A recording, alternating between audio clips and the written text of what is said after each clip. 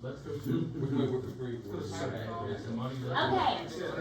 Wrapped up the digestive system, moving on to the excretory system. If we can really get through the excretory and the reproductive, those are the really big ones I would like to hit on. Obviously not spending as much time as I would really like in these, but I mean, we're getting there fast, but we're getting there. So, excretory system. Yeah, I don't know if we're gonna get through all these, but if we can get through the excretory and reproductive, I'll be happy. So that's what we're getting on next is the excretory. And this one, the most complicated part is the absorption of stuff. Because that's what the excretory system does, is it absorbs, it filters out the waste products from the blood. So the main function of the excretory system is remove waste from the body. This is really the filtering of waste products from the blood. Now we did have the hepatic system that's circulating the things from the blood. It is going to remove waste from the body and filter out those toxins. And that was from the digestive system, taking it from the digestive system, bringing it to the liver, and then to the rest of the body that way. But what this is doing is taking it directly from the blood and then taking it to the kidneys, and then the kidneys filter it out. But the other things it does is it does balance the body's fluid. As I'm sure you've noticed, when you drink a lot, you're going to urinate a lot. I mean, that's just how your body works. And this is how your body stays hydrated. It balances how much water you have and helps maintain overall homeostasis. It's also going to help with electrolytes. So there are different conditions that you can have when your kidneys malfunction. For instance, my husband has a condition that we discovered when he was having one of his surgeries. He had very low potassium. And his condition is that his kidneys don't absorb potassium correctly. They dump potassium, and so he has to take a lot of potassium supplements. And so potassium and magnesium are actually very closely related in the kidneys as far as the absorption of them. So he has to take potassium and magnesium supplements, and really high doses of them because his kidneys just kind of flush those out. So maintaining the balance of electrolytes and homeostasis is another job of the kidneys, and his kidneys just don't do that. They don't absorb them the way they're supposed to. They just, keep dumping them out of his blood. So there's a lot of things that the kidneys are responsible for, and some things they don't do correctly.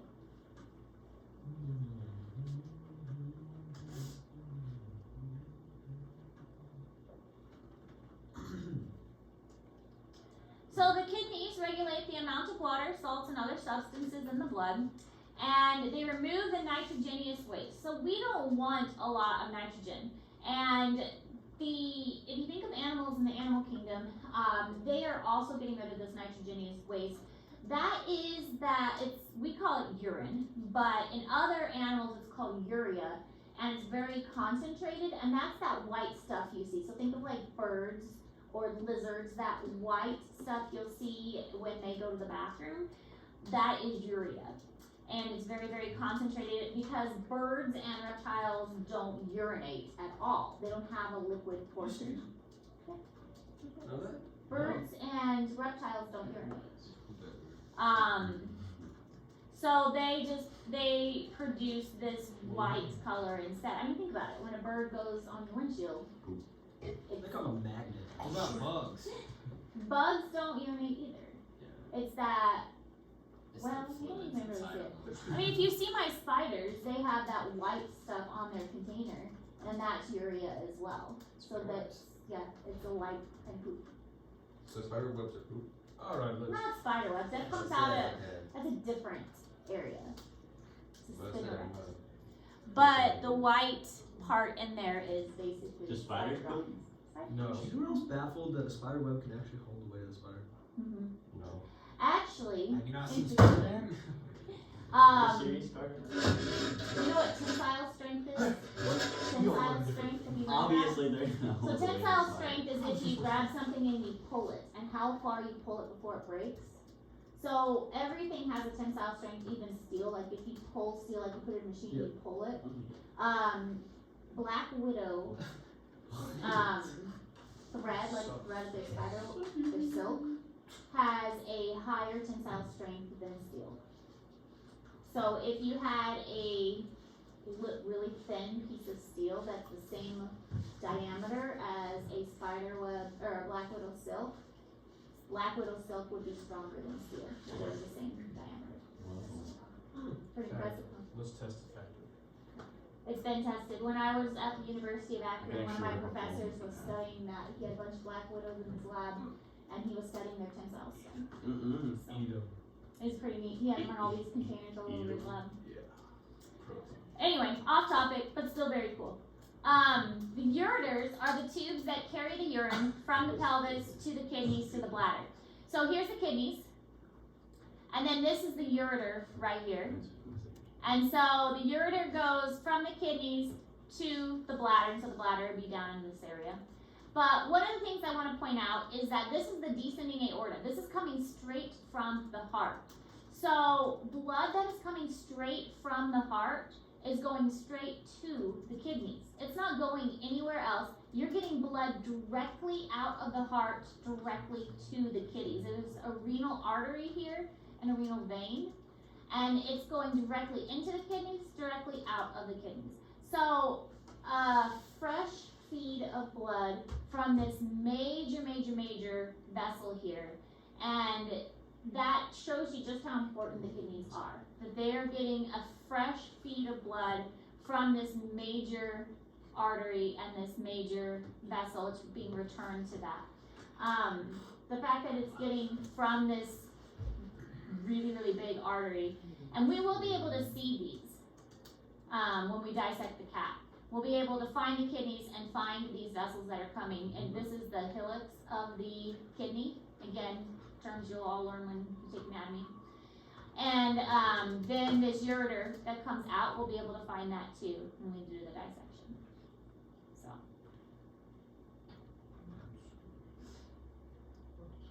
So the urinary bladder temporarily stores the urine. This is the ureter that comes in, and the bladder holds the urine, and the bladder, it only can hold so much. So we talked about the sphincters, the rectal sphincters, the internal and the external ones. Those you have some control over, okay? The sphincters around the bladder, you don't have much control over those. When you gotta pee, okay? You don't have as much control over those. And the bladder can only hold so much, okay? So as you probably noticed, when you gotta pee, you really gotta pee. You can, this is like a balloon. So like, what when you have to really pee and then it kind of goes away for a little bit and then comes back and it goes away. Like, what is that? It's probably the way you're sitting, or like the pressure, or if you're in a car, if you're in a car ride or something. Yeah, it's the way that the pressure is on it, or if you hit a bump, it jostles it. It's again, think of like a balloon, a water balloon, and how a water balloon is jostled, and it's the same thing. When it gets jostled, it's hitting that sphincter that is holding it there, and so it's all that pressure on that sphincter. And so this can't stretch. It can only stretch so much, and then it's going to release. So that's why there are accidents. Whereas imagine a colon, the feces can build up and build backwards. Okay, it can build up. You don't want to imagine it, but you can. But with the bladder, it has nowhere else to go except out. So. Then you have the urethra. The urethra is the little tube that leads to the outside.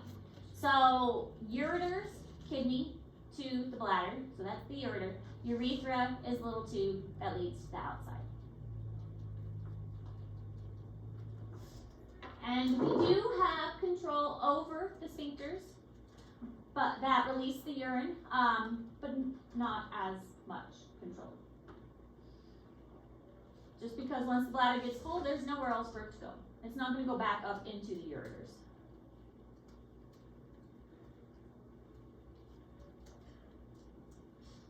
really only one word for it, to go.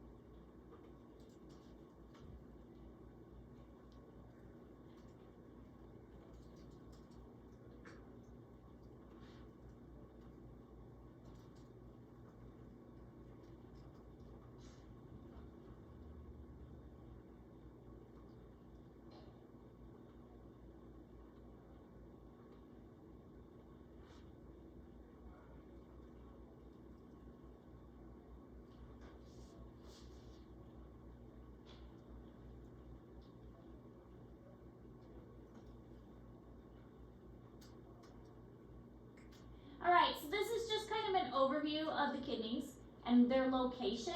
The kidneys are really at the back. So if you have pain towards your back, that is actually where your kidneys are located. When we dissect the cat, you'll find them at the back. Oh, we actually do have a kidney that we're going to dissect too. Like just I think it's a sheep kidney. So we will dissect a kidney too. I'll make sure we have enough time for that. And the ureter extends down to the bladder. The bladder is really low down in the pelvic area, and then we have the urethra, which the urethra is usually pretty short, but the ureter is pretty long. So if you ever have a kidney stone, ow, because you have to get the kidney stone through this tiny tube all the way down here, and that's very difficult to do. Right now. When did that kidney stone? You said, Kidney stones are Yeah, my dad always said the worst pain he's experienced his entire life. they're I mean, Say, wow. common enough that most people, I mean, I've never had a kidney stone, but my sister has had several. And so they are very, very painful because the kidney stones form up here, but then you have to get them all the way down here. And this tube is not made to be stretchy.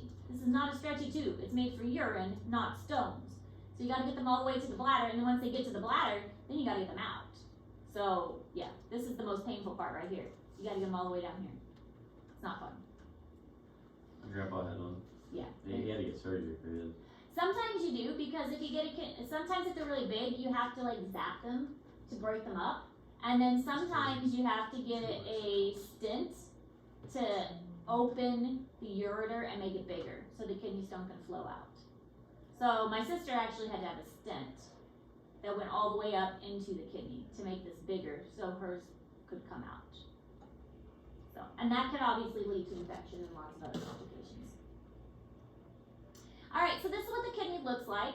Again, you're not going to need to know the parts, you're not going to be tested over the parts, that's anatomy stuff, but you need a basic understanding of the parts so that you can know their functions. There's different layers. The cortex is the outside, medulla is the inside. This is the pelvis. This is where, once the urine forms, then it's going to collect here, and then it's going to go down the ureter to go to the bladder. So if you get stones, it's going to collect here and then go down into the bladder. But this is where all of the filtration and stuff happens, and by the time all the filtration has happened, it's going to, what's left over is the urine. Alright, so the kidney is composed of three main sections. The first one is, well, the outermost is the renal cortex. Renal is the term for all kidney stuff. If you hear renal, that means kidney. Renal cortex, renal medulla, and then the renal pelvis. So this green is the cortex, this is the medulla, and then the pelvis is this part in here. So this green part is referring to the cortex, and this is where the blood begins its filtration, well, this is where it's filtered, and then the medulla is where it gets reabsorbed. So the cortex is where it gets filtered out, and then the medulla is where it gets reabsorbed. Medulla.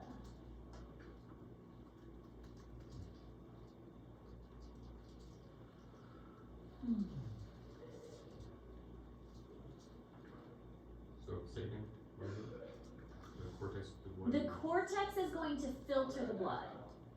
So that's where the blood filters, and then medulla is where everything starts to get reabsorbed. Gotcha. So again, the kidney's stupid. I don't know, it never made sense to me. You would think that if the purpose of the kidney is to take out the bad stuff, it would just take out the bad stuff. But it doesn't do that. It takes out everything. It takes out the good stuff and bad stuff, and then it spends its whole time reabsorbing the good stuff. I mean, that makes no sense. But that's what it does. It takes out everything, and then it just spends the rest of the time like, okay, we need this back. We need to reabsorb the water that we just took out. We need to reabsorb the potassium we just took out. We need to reabsorb the sodium that we just took out. It seems so backwards to me, but that's what it does.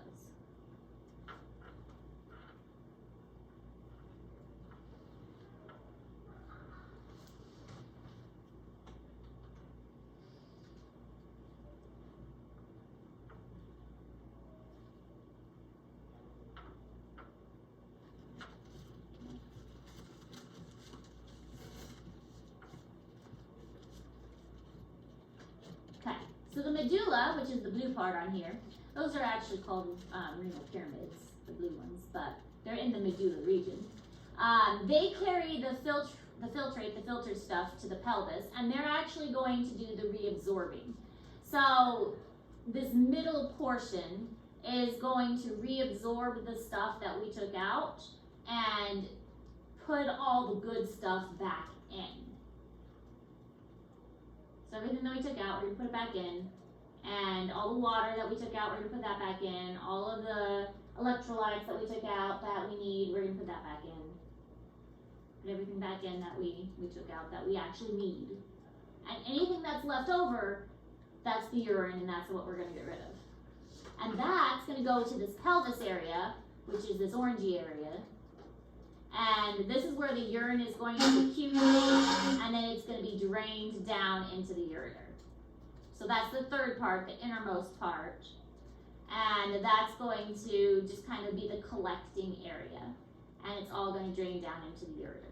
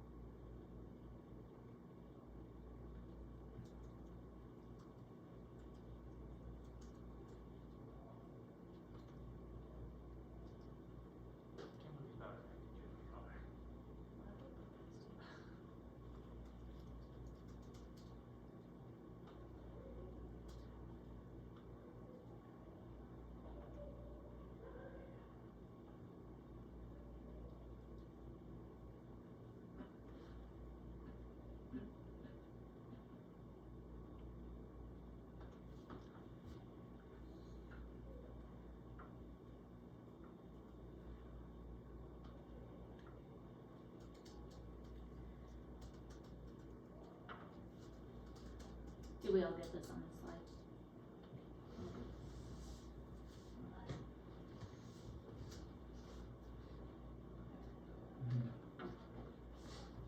So the actual functional unit of the kidney, what does all the work, is called a nephron. And this is what a little nephron looks like. This is actually two nephrons. There's a nephron here and a nephron here. They have these little loopies on them. So here's a little loopy nephron, and then here's another little loopy nephron over here. So the nephrons are the ones that do the work, and they do the filtration and the reabsorption. And the nephrons start off, and this is this top part called the cortex, and then they dip down into the medulla. And there are approximately 1 million nephrons in each kidney, so there's a lot. Just like there's a lot of alveoli, because the alveoli are the ones doing the work in the other. The nephrons are located within the cortex and the medulla. So they start off in the cortex, and then they dip down and go into the medulla of the kidney. And so we're gonna talk about like the parts and what each of the parts do, because it's all very different, and each part has like a different function, but they look kind of like snake wormy kind of like. But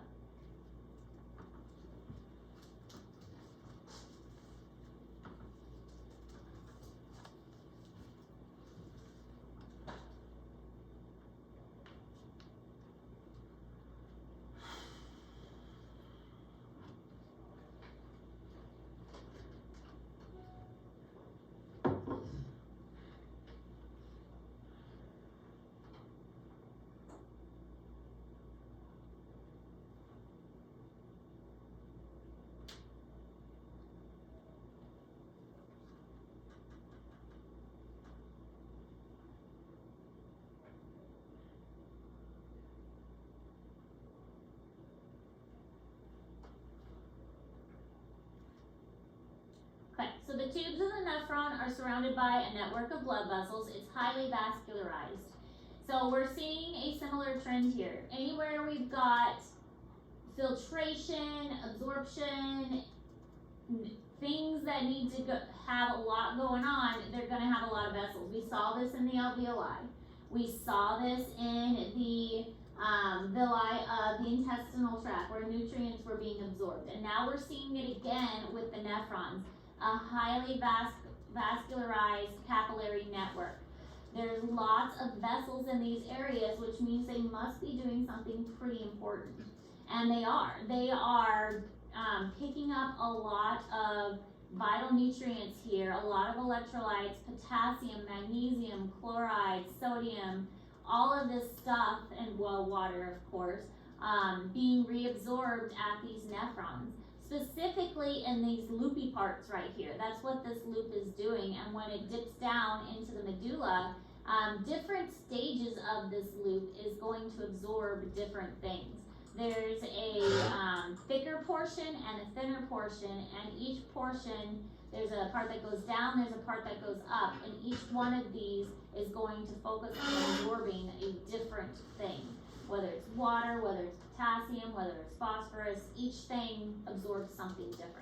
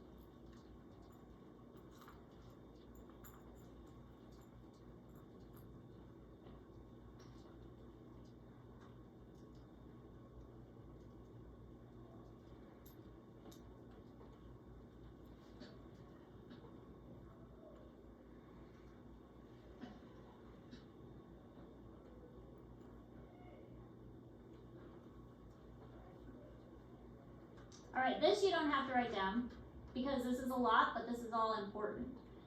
This is one of those times that anatomy is kind of important. I'm not going to make you label a nephron, but as we go on to learning what the physiology is, you are going to need to know what each part absorbs. So I put this in Google Classroom. So again, you're not going to need to know the parts. But when we get to a little more in depth about what they're absorbing, that you are going to need to know and what they do. So right now, this is more of describing what it is.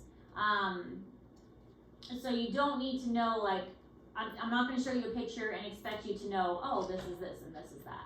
But this is just kind of really going over the names, which is why I put it in Google Classroom. So each nephron consists of the following parts, and these are the parts. The glomerulus, which is kind of a ball of vessels that is inside, and we'll look at this in a little more detail in a moment, like a better picture. And then you have what's called the Bowman's capsule. So this is like a cup that surrounds it, and that's what this area is right here. It's called the Bowman's capsule. Then we have the proximal convoluted tubule, which is a great name. It's a twisted up tube that is proximal to the Bowman's capsule. Then we have what's called the loop of Henle. You have a descending, and then you have an ascending. So descending, and then you have the loop of Henle, and then you have the ascending. And then you have a distal convoluted tubule. So proximal, distal. I mean, at least that one's kind of easy. And then you have a collecting duct. By the time you get through all of this, everything's been reabsorbed, and the collecting duct does just like what its name says, and it collects. That's all it does. It's collecting the urine, because by the time you get here, it's mostly just urine, and there's not much to reabsorb. So this is also in Google Classroom, because I felt like this was a lot, but it was good to put on one slide, so you just had like a kind of a general overview all on one slide. So you don't have to write this down, but again, it's good to have it all on one slide. So basically how a nephron works is you have the blood vessel that goes in, that capillary, and all of the fluid, the good and the bad, is squeezed out of the blood at the glomerulus. And I'll show you a picture of kind of how that works in a moment. So the glomerulus kind of is this like tangled up network of vessels, and everything gets squeezed out, the good and the bad. And then it goes into the Bowman's capsule. The Bowman's capsule kind of catches it when it gets squeezed out. And it directs it into the proximal convoluted tubule. Then it spends the whole time reabsorbing all of the good stuff. So it's very highly vascularized. It's got all these vessels that are reabsorbing all the good stuff. And there are different materials that get reabsorbed by osmosis, passive diffusion, active transport. Everything gets reabsorbed back into the blood vessel because there's so much capillaries because it's highly vascularized. Whatever is left over in those tubules, the distal convoluted tubules goes to the collecting duct, and eventually it's going to go to the bladder to be excreted. So here's kind of what it looks like. This is the cortex. This is the medulla. Here's our glomerulus and our Bowman's capsule. Proximal convoluted tubule, distal. You can see it's a little thicker and a little thicker. And here's our loop of Henle.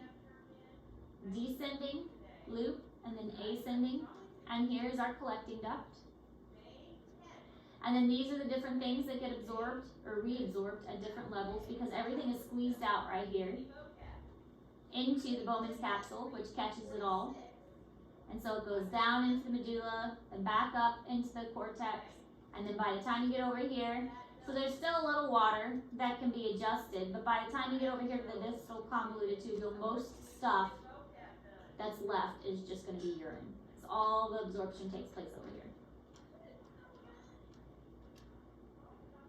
And this is what it looks like again. Here's what it looks like in a kidney, dipping down into the medulla. Here's our cortex, and this is what it looks like under a microscope. So if you take anatomy, you will learn about different types of tissue. So simple cuboidal tissue is found within the kidney because that is the type of tubules that we have. This is simple cuboidal tubules.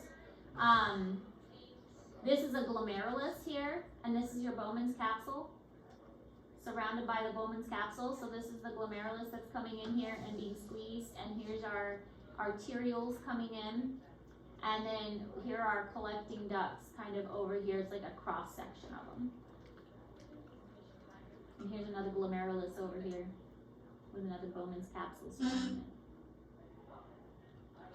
So the microscope view is always kind of fun, what it really looks like inside a kidney.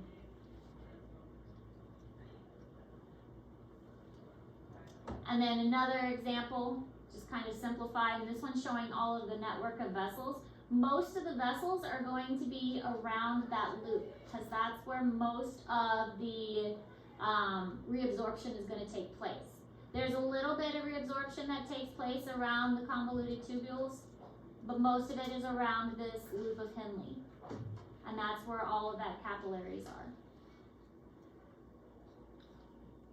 But the arterial is going to go into that Bowman's capsule, and that whole Bowman's capsule, that glomerulus is up there.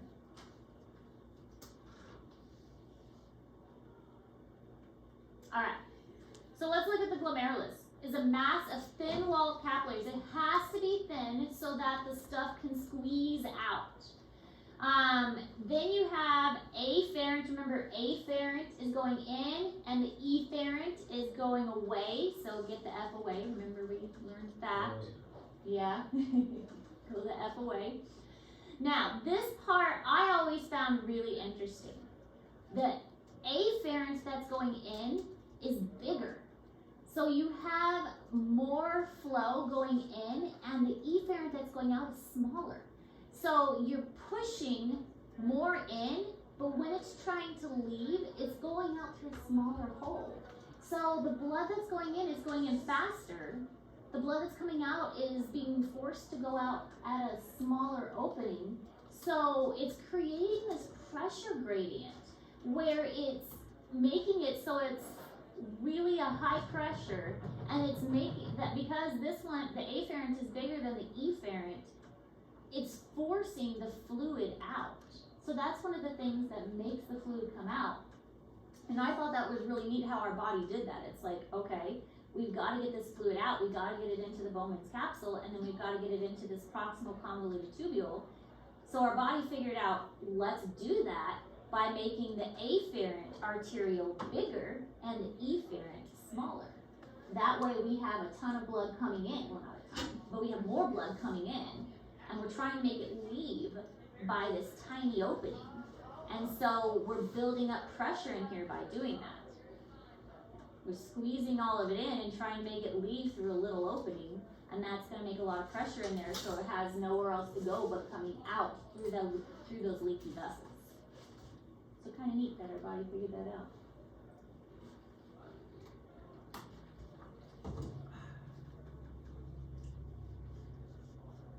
So of course it's going to overflow into the Bowman's capsule. I'm trying to shove a bunch of fluid in through a big opening and make it leave through a small opening. Our body's so smart. Sometimes, but then it like does the stupid thing with the kidneys where it should just flow out the things we don't need. So sometimes our body's smart, sometimes it's stupid.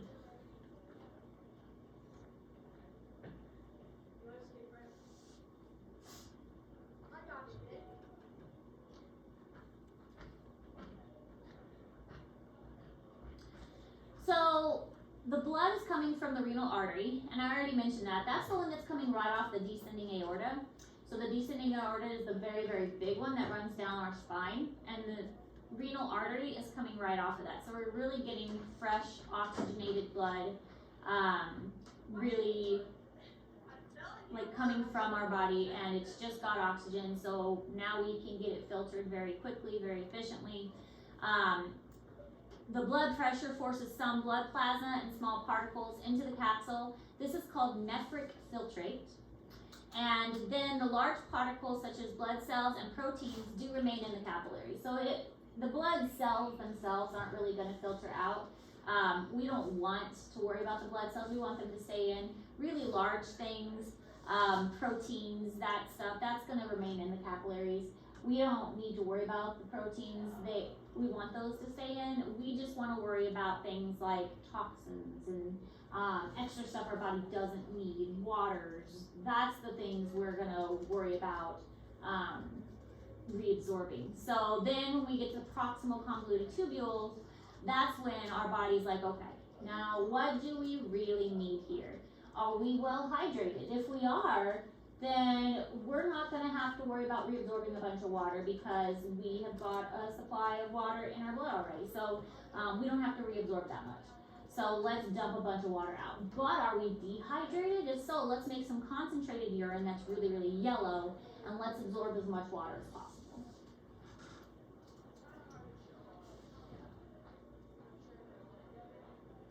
But it's our kidneys that's going to decide all of this for us. What do we need to save? What do we need to get rid of?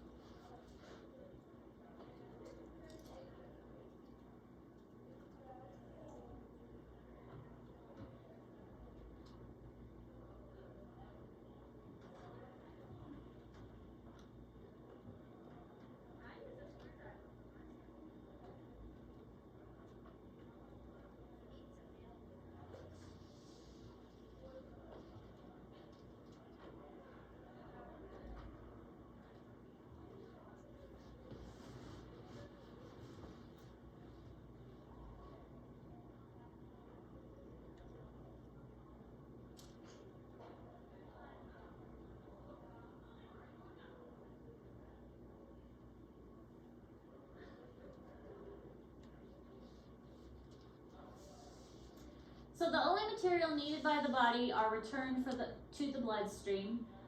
Things we don't need are left as urine. For example, 99% of the water does get reabsorbed. Again, why doesn't our body just leave it to begin with? But whatever.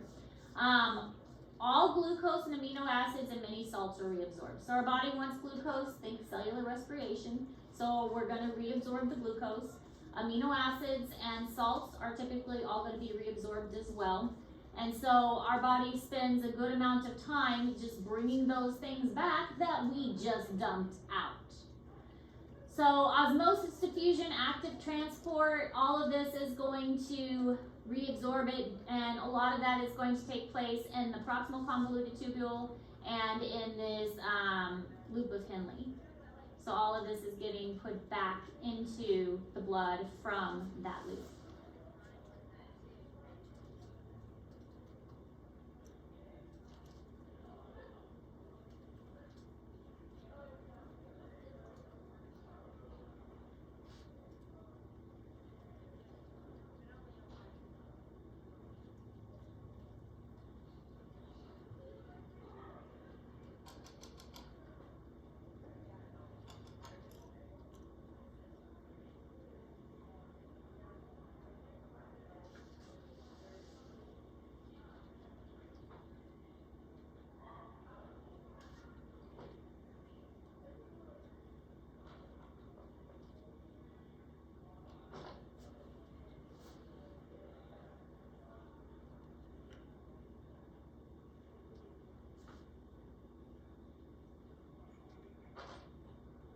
And here we can see just in more detail where the different things take place. We've got some magnesium, calcium, chloride, potassium, sodium. These are the main ones. We've got urea as well. There is a little bit of urea that's coming out.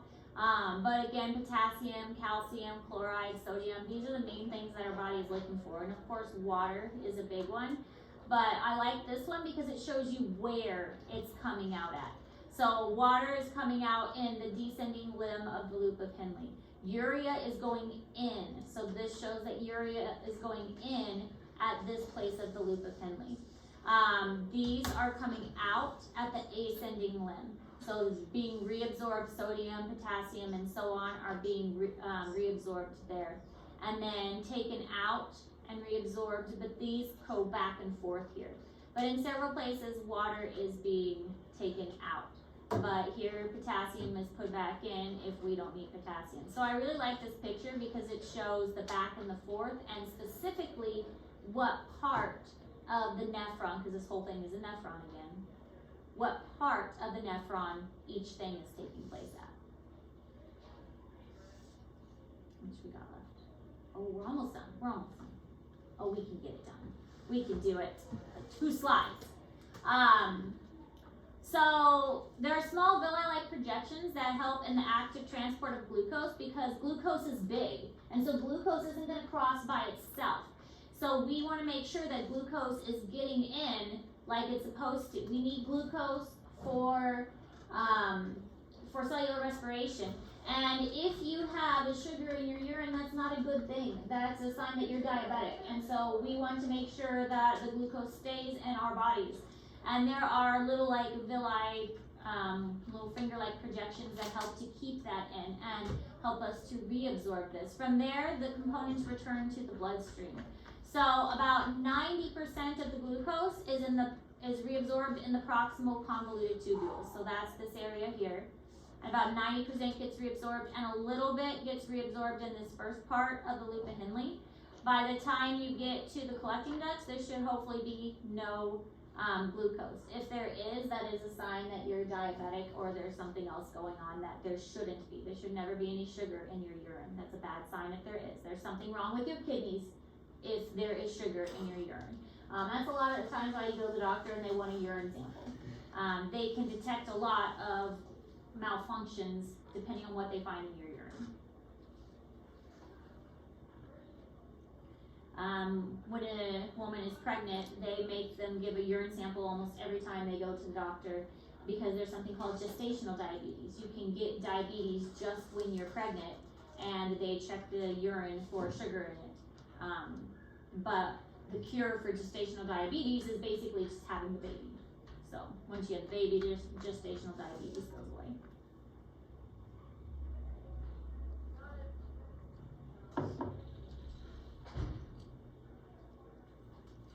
Also, you take a fun sugar test about 24 weeks pregnant. They make you drink this sugary drink, and then they draw your blood. It wasn't that bad.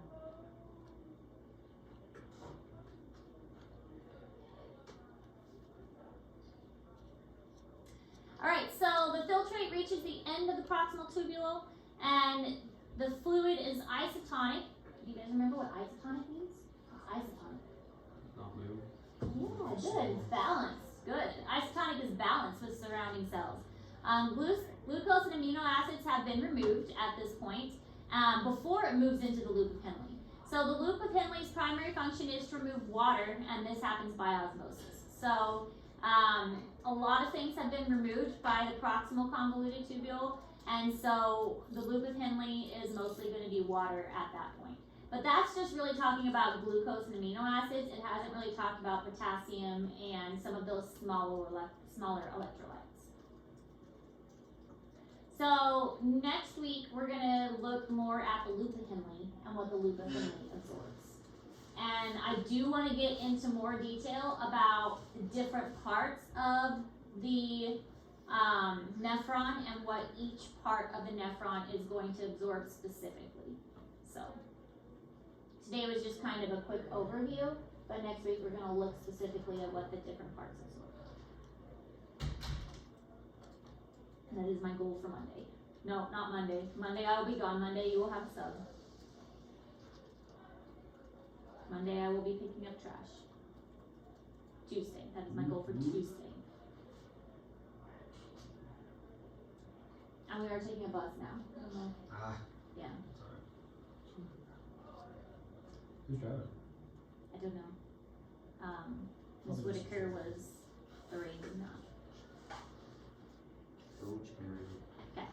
There's a video. We'll watch the video because the bell's going to ring in a moment. Watch the video on Tuesday to recap. It'll be a good way to recap.